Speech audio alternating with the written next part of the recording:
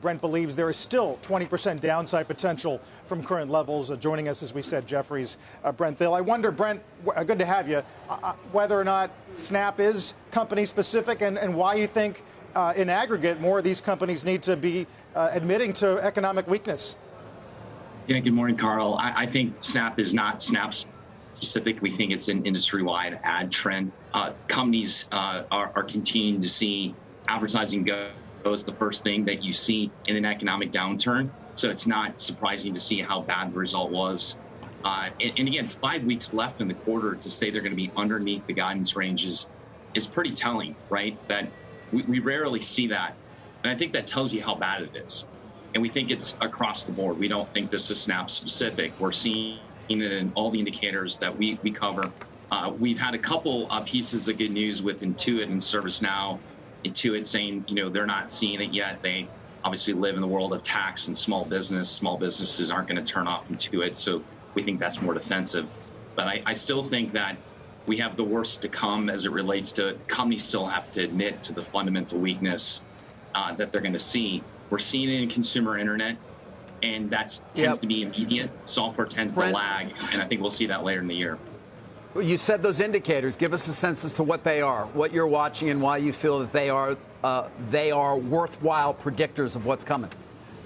Well, we spend a lot of time in the expert network talking to system integrators and everyone in the supply chain, and I think what we're seeing is we're seeing a pause. We're seeing a concern. I was with a CEO of a software company the other day that was going to upgrade his Workday system and said, I'm not going to do it anymore based on everything that we're seeing. We're not going to put in a $20 million implementation of software based on uncertainty in the environment.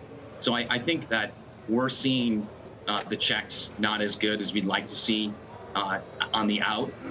And again, when you look at the consumer data, whether it was Walmart, Target, go through, you see it with Snap, those are indications that the consumer is weakening faster. That then has a ripple effect of those companies implementing and buying technology. We're hearing Lyft on a hiring freeze. We're hearing Uber slow things down. You look everywhere. You look. These are data points that suggest, are they going to buy more technology?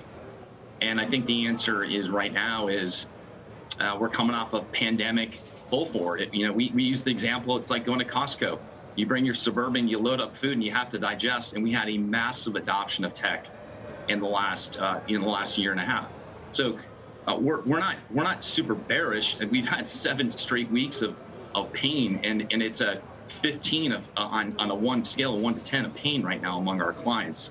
But 7 straight weeks of a decline, at some point it's so bearish, it starts to become bullish because there's no long only demand. This is hedge funds that are trading against each other. There's no one on the long only community on our desk that is committing to buying.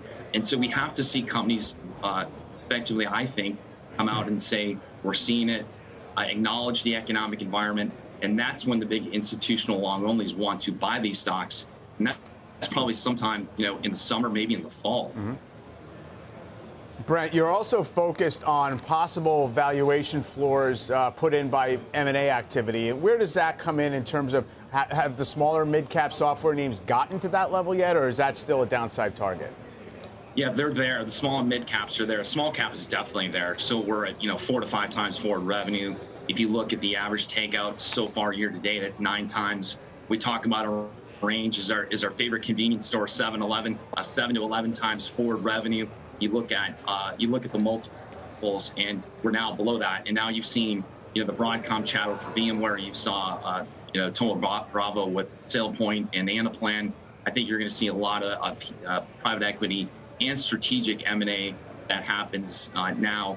You have a lot of companies that have been quiet, haven't done M&A for a while. We expect them to come back to the market. So that's going to probably be the first sign. And then the second thing that our clients want to see is just numbers cut and acknowledge the environment is softening. And that will release the ability for clients to come back and want to buy. Shepard Smith here. Thanks for watching CNBC on YouTube.